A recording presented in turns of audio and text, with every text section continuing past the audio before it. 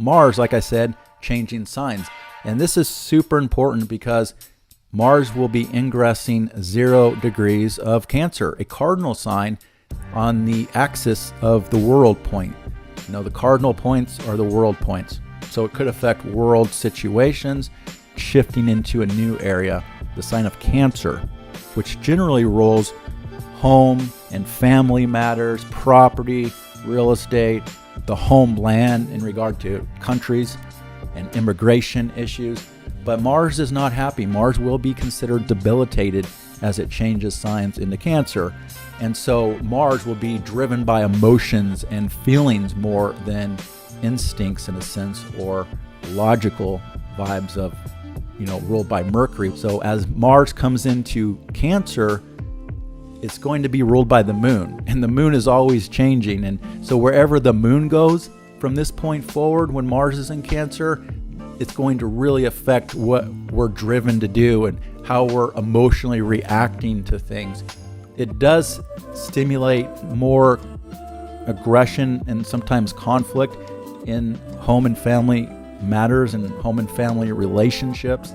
Generally speaking, it all depends on where you have Cancer in your birth chart. That's where there's going to be a new level of activity that's driven by feelings and emotions in a powerful way. Again, as the moon goes through the chart every month and it picks up on aspects day by day, whatever the moon is going through will, again, strongly affect Mars because it's ruled by the moon when it comes into Cancer. Also, the United States is a Cancer nation.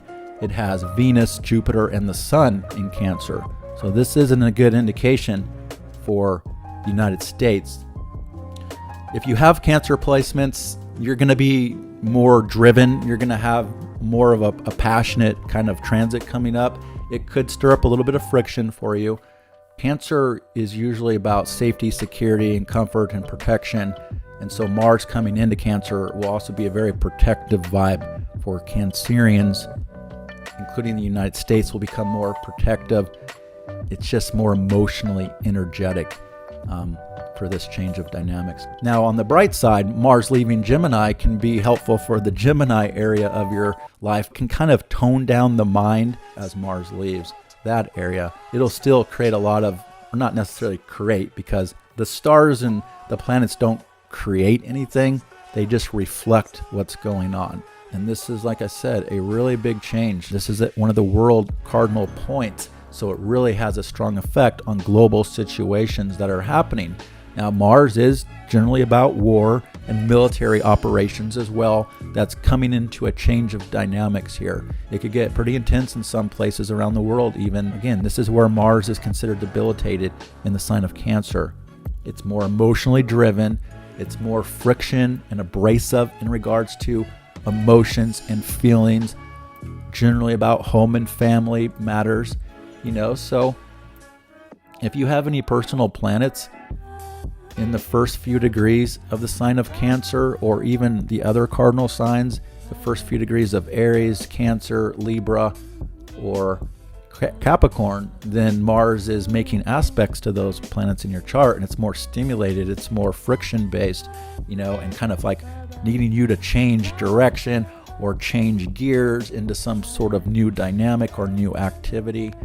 But again, because Mars has entered Cancer now, wherever the moon is and what the moon is going through will strongly affect Mars as well. So check your chart. Where do you have the sign of Cancer in your birth chart? It rules a certain area of your life. Check the house of it and what that house means.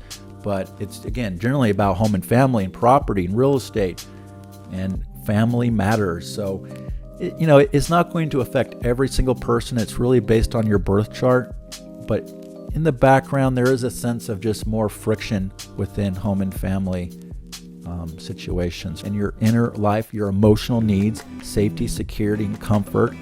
And on the national level, it's about the homeland and immigration issues and border issues come into some sort of a new dynamic. And that can be these issues in different places around the world, not just the United States.